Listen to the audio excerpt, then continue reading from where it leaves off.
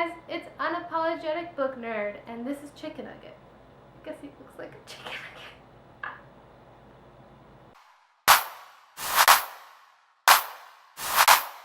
This Unapologetic Book Nerd episode will be about the hashtag #MyBelovedBookProject. So basically, My Beloved Book Project is mostly to counteract this kind of culture and this kind of thing that we've been seeing a lot in BookTube and the Instagram book community. This does affect me a little bit more than I thought it will be, but I noticed that when I first started doing BookTube, I felt really guilty and I thought I was doing it wrong, because from what I've seen in every BookTube community, it's all about the collection of books. BookTube and Instagram book community, it felt like it's more about collecting books instead of loving books. Collecting them in hardcover and new books with a beautiful bookshelf behind you. That's nothing wrong if that's what you want to do, but I'm going to be honest here in how that can sometimes alienate viewers and even sometimes myself. This is my personal experience with how I felt about that, but I know I'm not the only one. This might get a little bit too personal, but my family and I went through a little bit of financial struggles. I am also a college student trying to make this on her own. Again, I'm not trashing any booktubers. I don't know every booktuber, financial situation, but for me, the way this ideal of the hardcover new books, the hauls, where it's just 7 new hardcover books that just came out that are on the New York Times bestseller list, and a beautiful bookshelf that is just like miles long of hardcover books on them, is very unrealistic for a lot of people. Most people get their books, they can get them in a very cheap way, that's fine. I want this book channel to not feel alienating. That's why, if you remember from my last book haul, I mentioned that I borrowed a book. I got books off my Nook, which is way cheaper. I also got a lot of used books.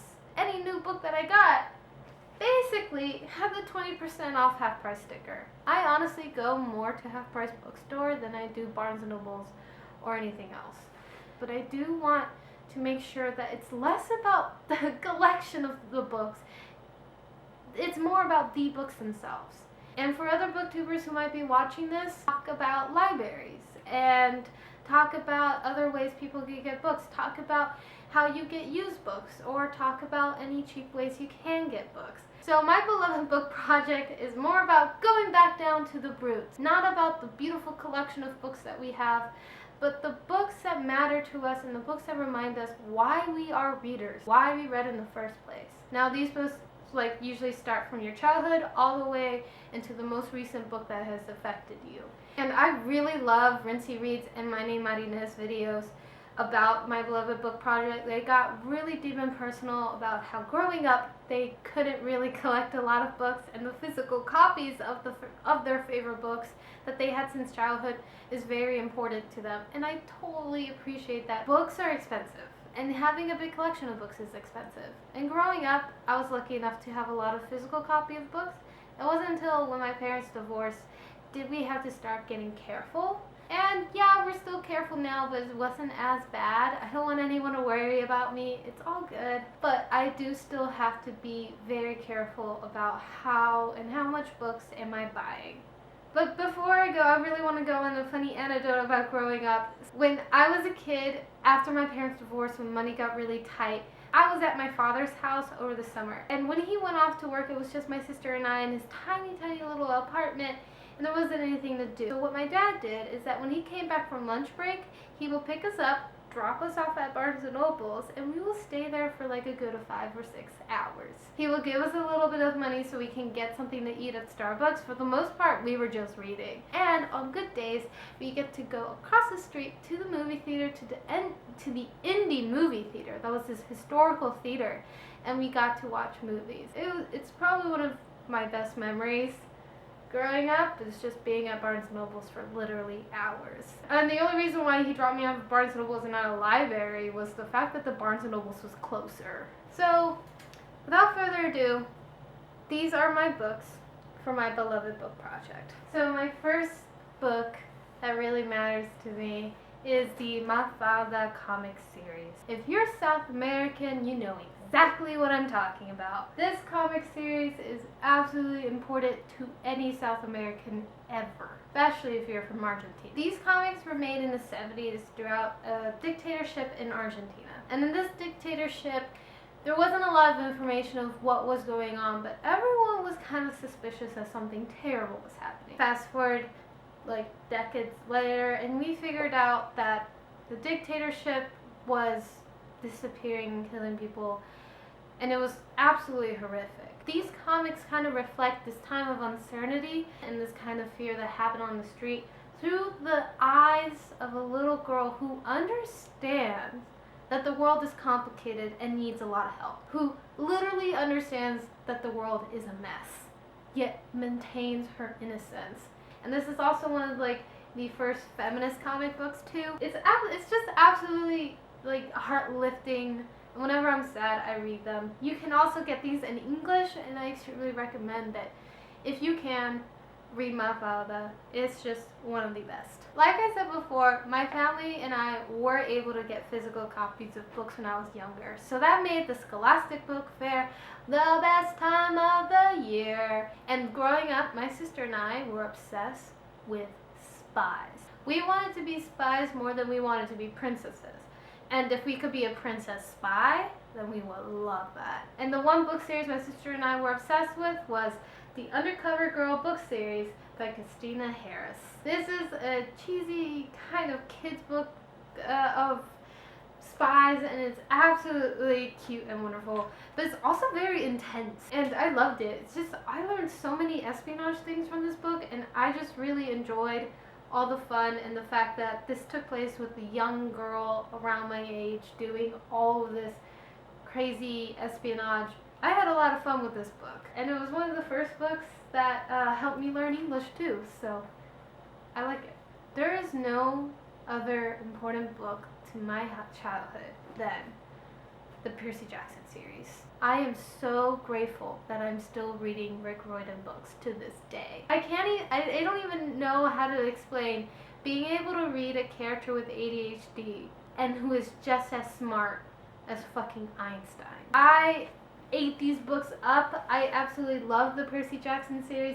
It's what made me a reader and what made me obsessed with books. I feel like the Percy Jackson series was the first series I binged because I read these books in 7th grade, and that was like a year before the last book got printed. And I read all the Lost Hero books while I was in high school, and now in college I still read any Rick Riordan book that comes out. And if you have a kid and you want them to start reading, I can't recommend enough The Lightning Thief. This is a book that's a little bit more mature. I read this in 8th grade, and I'm going to be really honest here. It was my first introduction to sex, and I am very, very, very happy it was a positive one.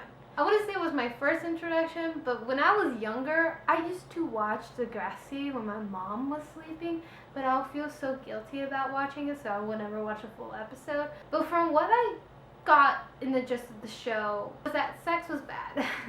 That even if you liked it, it will end up bad. The only time they talked about contraception was when someone got pregnant. The sex on the show was used as a tool to create drama, and that's what I thought sex was. It wasn't until I read TTYL by Lauren Marcel. This book isn't even really about sex. Just sex is an element in it, but it's the one element in this book that I really do remember. And it's just about these 3 girls in Instant Messenger talk about that just talk about their lives and how they were at school. The best part is like the one girl who's kind of like the Christian, and the good girl is the girl who decides to have sex for the first time with her boyfriend, and she goes to Planned Parenthood, and she gets this birth control, and she's very mature and adult about it, and it's just reading through her experience of what that was like was just really welcoming to me, and it was the first kind of positive reaction I had about sex, and that was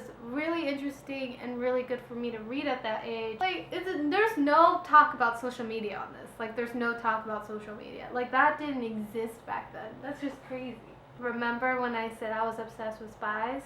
Well, I was obsessed with the Gallery Girl book series. I was obsessed with this series because I wanted to be a spy, and these girls got to be spies and got to be kick-ass. My favorite book of the series is Don't Judge a Girl by Her Cover. This was a great book in the series because it finally expanded the world outside of just kind of their school, and it really started talking about the spy network and the villains. And although yeah, it's a little cheesy, but for the most part what I really loved it was the friendship between these girls. It's just a girls' school of girls trying to learn how to be spies, and that was such a relief back then. The closest thing to another book series for girls was the Click series, and I don't even know where to begin on how problematic that series is. These books were just really fun and really well written, and I'm so happy Ali Carter took this idea and just ran with it.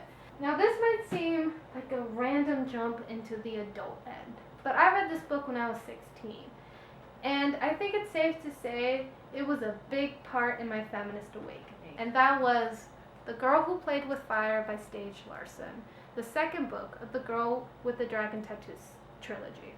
For anyone who read the first book, I extremely recommend you read the second one. The second one is by far my favorite book and one of the best books I've ever read.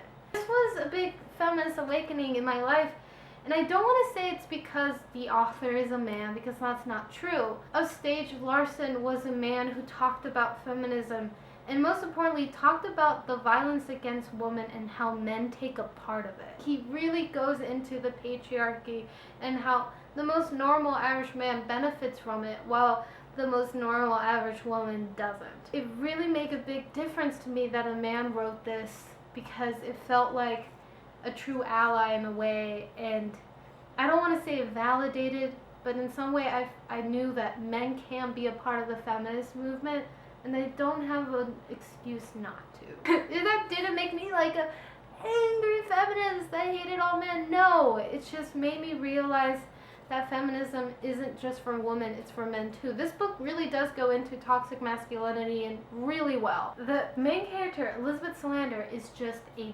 badass. I really love Elizabeth Salander because she reminds me of me in some ways. The fact that she has the baby face, people underestimate her strength and her intelligence because she's short, because she's quiet, and she's antisocial. And not like antisocial in the way that people brag about it. Like, oh, I'm antisocial. I mean, like, she is diagnostically antisocial. She doesn't always is that. She has good friendships. And the reason why the second book is so much better than the first is that Elizabeth Salander's character improves so much. In the first book, she's very gothic with a lot of piercing and a kind of a very strong, aggressive style, but that's usually used as a defensive mechanism. In this book, she doesn't use her defensive mechanism as much, and she really goes into herself and becomes stronger as she's going into her past. I would say these books are violent, and that's also kind of the reason why I liked it. At 16, it felt like I was taken seriously when I was reading this, although it's an adult book, but it was really fun to read, and I can't recommend this enough. It's a great, great book. I was in academic decathlon in high school, and I lost a copy my sister gave me. I was in the airport at El Paso, and I just went and got this book, and I read it in like 2-hour plane ride. Well, not 2 hour, I'm not that fast of a reader, but I read it the entire day, and I finished it in a day, and that is Tina Fey's Bossy Pants. I think it really kind of changed the way female comedian writers write their own books and their own memoirs and stuff. Tina Fey taught me to look at sexism in a way that was funny and ridiculous and inherently illogical, because really that's what it is, and definitely left me more of a positive person, and I couldn't recommend this book enough to anyone, because when it comes to memoirs, this one's one of my favorites. Probably thinking, hey, where's the Harry Potter books? Preface. I didn't read the Harry Potter books until after I saw all the movies. But I wasn't really into Harry Potter because I got really into Percy Jackson, and I also, saw the movies, so I thought, what's the point of getting the book? But then as the last movie was coming along, all my friends were talking about the movies and Harry Potter in ways that I, who just saw the movie, didn't really connect. So I got kind of jealous and just decided to read them. So my favorite book is my least favorite movie, and that's The Order of the Phoenix. I absolutely adore this book, and I'm so mad at how the movie adapted this book. The movie just seems just to get the major plot points out from the book, that it doesn't explore the nuances and attention that builds in this book. It definitely feels like this is the first take of maturity in the series, and it kind of it picks up where it left off in the last book where Cedric Diggory died. When Cedric Diggory died, the entire series tone changed, and this is where it picks up. And you can tell with like the cover being blue and with these cool colors, you definitely know that the tone is different than in the other books. I enjoy this tone shift. I enjoy the nuance and this growing tension and this fear that's going with Voldemort coming back. And the movies really didn't give this book justice. Personality-wise, I do prefer books that are a little bit darker and have a lot of nuance in it. I feel like it's not a beloved book project if you can't talk about the 2 high school books that impacted you. And in my opinion, those are Crime and Punishment by Fyodor Dostoevsky and Invisible Man by Ralph Ellison. I read both of these books in high school for class, and they affected me to this day. Now, I mentioned Crime and Punishment before on my channel because it kind of reevaluated something about arrogance that I always knew, but I couldn't put my finger on it. And it's that arrogance is a product of loneliness. But arrogance can lead to violence. And what I really like about Dostoevsky is that he wasn't afraid to point this out with his main character, and I really love watching this main character go through all the steps of him realizing about his arrogance and his guilt and his loneliness, and just kind of going to the conclusion that he needs help. And I thought that was really beautiful, despite the fact that it's kind of heavy religious imagery. I thought it was a good discussion of kind of mental illness and realizing when you need help and when your arrogance is out of control, and that's when it can hurt someone. Also, surprisingly very strong female characters in a classic, and I really like that. Another book that really changed my opinion on many things is Invisible Man by Ralph Ellison. It's about a man that, when I first read this, I thought he was literally invisible, until a little way in the book I realized he's not. He just feels invisible. The world makes him invisible because of his race, and it's just such an interesting way. It's almost written like an epic, and I really recommend people who are interested about race in the United States to read Invisible Man if you haven't already. The last book is the most recent book that has made a difference for me. This book I read recently in college. I read it last year in 2016 over the summer, and then very quickly got the second book. I wish I had the second book to show you, but my sister left it in DC. And I'm very mad. And that book is Six of Crows Duology by Leigh Bardugo. When I first found this book, I thought it was going to be a typical YA book with the typical tropes and typical plot lines I sometimes like but usually get tired of.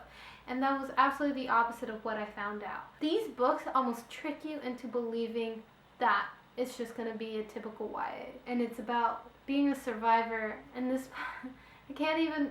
There's just so many thoughts about this book. This book is not afraid to be thematic. This book is not afraid to be difficult and hard.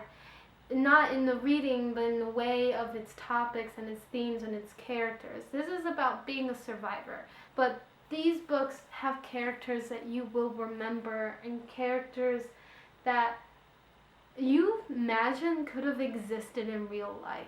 And it's all in this plot of fantasy heist. I got my mother to read these books, and she hates fantasy, and she loved these. Because Leigh Bardugo did her research, and you can tell by reading this, she did her research. I can talk about these books all day. I absolutely love them. If you haven't read the Six of Crows series, where are you? You should read them. If you're tired of YA and you just don't want to read them anymore, give this book a shot. Only reason why it's YA is because the characters are young, but even so, it really takes YA in a different direction that I hope the genre can do so collectively. I really hope you love the Beloved Book Project that I got here, and I hope you understand why it's so important that I did. Tell me what you think. Do you think the Beloved Book Project is a good way to start a conversation about BookTube and the ways that it might glamorizes consumerism of books? Or do you think there are better ways to start that conversation? Also, what are your favorite beloved books? What are the books that you love growing up? Let me know your opinions down below. Thank you so much. It's been Unapologetic Book Nerd. If you like this video, give it a like. And if you want to see more, subscribe. Goodbye.